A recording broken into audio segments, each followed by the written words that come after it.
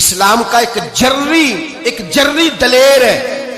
اسلام کو ایک ایسا سپوت اللہ نے عطا کیا ہے کہ یہودی کہتا ہے اگر 6 مہینے یہ شخصیت دنیا میں اور رہتی تو شاید دنیا میں کوئی کافر نہ بچتا. وہ سپوت کون ہے؟ وہ حضرت عمر فاروق رضی اللہ تعالیٰ عنہ. میرے نبی پاک علیہ السلام نے فرمایا میرے بعد کوئی نبی ہوتے تو خطاب کے بیٹے عمر ہوتے. لو کان نبی بعد لکان عمر ابن خطاب. میرے بعد کوئی نبی ہوتے تو خطاب کے بیٹے عمر ہوتے. تاریخ کا حوالہ اٹھا رہا ہوں, ایک ورق الٹ رہا ہوں. اس عمر فاروق کو در رسول پر لانے والی, اس عمر کو اللہ کے گھر کی طرف رستہ دکھانے والی, اس فاروق اعظم کو دین کا سپاہی بنانے والی, یہ کوئی اور نہیں ہے, یہ عمر فاروق کی ہمشیرہ ہے. یہ جناب عمر کی بہن ہے. بہن نے بھائی کی کایا ہی پلٹ ڈالی. بہن نے ذمہ داری کا احساس کیا. بہن نے ذمہ داری کا احساس کیا تو اس رنگ میں قرآن پڑھا کہ فاروق اعظم فرماتے ہیں میرے دل سے کفر دور کر کے مجھے رسول اللہ کا غلام بنا دیا ہے. بہن اگر ذمہ داری کا احساس کرے, بہن اگر ذمہ داری کا احساس کرے. حضرت عمر فرماتے ہیں, حضرت عمر کہتے ہیں میری ایک نوکرانی نے, کنیزہ نے کلمہ پڑھا, میں اسے دروں سے مارا کرتا تھا. میں تلوار لے کے گھر سے نکلا حضور کو شہید کرنے, تو مجھے کسی صحابی نے کہہ دیا تو حضور کو شہید کرنے جا رہا ہے, گھر کی تو خیر منا, تیری بہن اور بہنوئی بھی کلمہ پڑھ گئے. کہتے میں گیا, باہر دروازے پہ تھا تو میری ہمشیرہ اندر قرآن پاک کی تلاوت کر رہی تھی.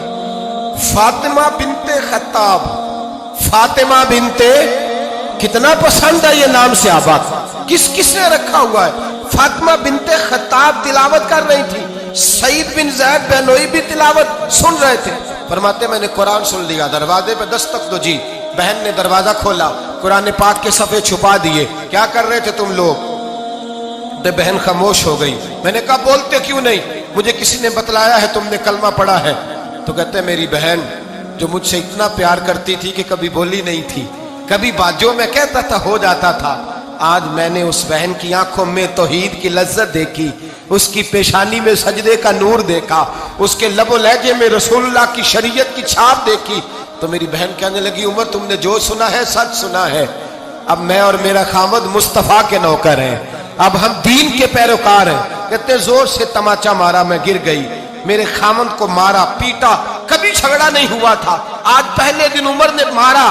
میری پیشانی سے خون نکلا, اٹھ کے کھڑی ہوئی. میں نے کہا تو مجھے جان سے پیارا بھائی ہے, زندگی بھر تیرے سامنے کبھی میں نے کلام نہیں کیا, لیکن عمر یہ توحید کی بات ہے, یہ رسول اللہ کی بات ہے. اگر تو خطاب کا بیٹا ہے تو میں بھی خطاب کی بیٹی ہوں. جس ماں کی چھاتیوں سے تو دودھ پی کے جرری ہوا ہے, میں نے بھی اسی ماں کا دودھ پیا ہے. جتنی طاقت ہے تو لڑا لے, جتنی ہمت ہے تو مار لے, لیکن اب میں رسول اللہ کا دامن نہیں چھوڑوں گی. حضرت عمر کہتے ہیں بہن کی قوت ایمانی نے, بہن کی قوت ارادی نے, بہن کے توکل اور یقین نے مجھے مجبور کیا.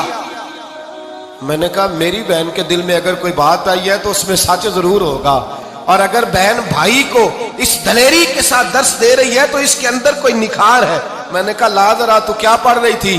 جناب عمر کہتے ہیں پھر بہن نے دلیری والا جواب دیا. فرمایا ایسے کیسے لاؤں؟ جا پہلے غسل کر کے آ, جا وضو کر کے آ, کپڑے بدل کے آ. یہ رسول اللہ کا قرآن ہے, یہ اللہ کی کتاب ہے.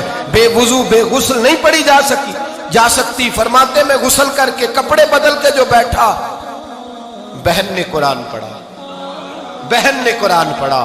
اللہ کرے بہنیں بھائیوں کو قرآن سکھانے لگے, اللہ کرے بہنیں بھائیوں کو حدیث سکھانے لگے, اللہ کرے بہنیں اپنے بھائیوں کو رسول اللہ کے در پر جھکانے لگے, اللہ کرے بہن کہنے لگے آ جا مل کر کے دونوں دین کی. بہن نے قرآن پڑھا, فاروق اعظم رو رو کے نڈال ہو گئے. حضرت عمر کہتے ہیں بہن کی زبان سے چند آیتیں سنی تو میں نے کہا مجھے باندھ لو, ہاتھ باندھ لو. میں حضور کو قتل کرنے کے ارادے سے آیا تھا نا, اب مجھے باندھ لو. کرو آیا سا مار مقامنے نو, ہن مینو مار دے لے چلو. متے عمر دی عمر برباد ہوئے, جتھے عمر سوار دے لے چلو. اب مجھے لے جاؤ در رسالت ماپ. ایک بہن نے ذمہ داری کا احساس کیا تو حضرت عمر جیسا سپوت دیا. بہنیں اگر ذمہ داری کا احساس کریں, ذمہ داری کا احساس کریں تو اسلام میں بہت بڑا انقلاب آ سکتا ہے.